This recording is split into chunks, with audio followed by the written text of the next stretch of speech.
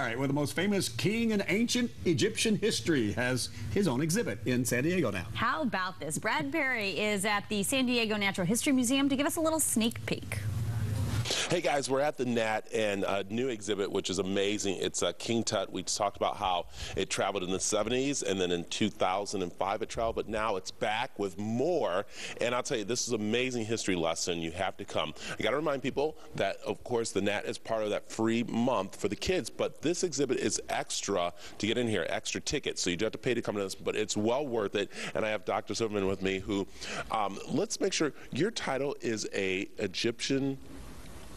I'm an Egyptologist. Egyptologist. Yep, and I'm a curator at the University of Pennsylvania Museum of Archaeology and Anthropology, and I'm also a professor of Egyptology at the University of Pennsylvania. And this takes people through the history of Egypt, takes people through a lot of things. One, of course, is King Tut that everyone knows about, but we're talking that he wasn't a very well-known king, was he? No, he was not at all, and what he's really known for today is the treasures in his tomb, because it's one of the few that survived relatively intact, and that's what he's famous for. And it's incredible because otherwise we really wouldn't know what were the possibilities in these fantastic burials. And the great thing is to come and see these replicas, but they are replicas of the real Tut's tomb and stuff, and it's amazing. These pieces are incredible, but to know how they've actually buried someone and what they did. Yeah, these are recreations, and they're to scale, and it gives you the opportunity of getting really very close to them, which is not possible to do anyplace else, and to see all the exquisite workmanship. And it makes it gives you an opportunity to almost have contact with them in a way that is not possible. And it also takes you through the excavation process, so you walk in Howard Carter's footsteps as he discovers the tomb, and you actually can walk into the tomb and see the artifacts as they were placed in the tomb when he found them, and then you go to the other section of the exhibition and you see them, these pieces as they appear now in the Cairo Museum. Wow. And I'll tell you, I love coming through because it's such a great history lesson, because a lot of us, you know, people think of, you know, the tombs as big old pyramids and stuff, but this one wasn't a very big pyramid.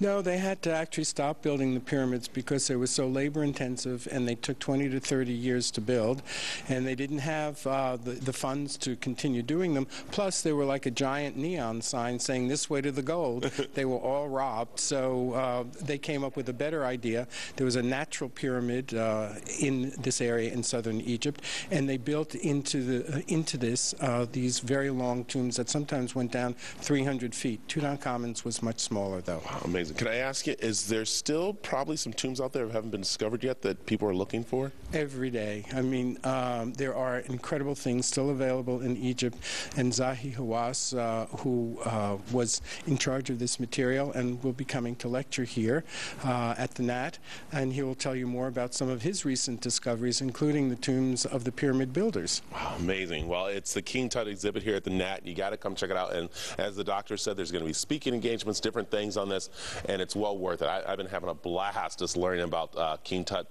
a little bit more than when I was little. So, you guys, it's here at the Nat, and we got to remind you, it is an extra ticket to get in, but it's well worth it. It's 2 floors, so you got to check it out. Talk back to you guys in the studio.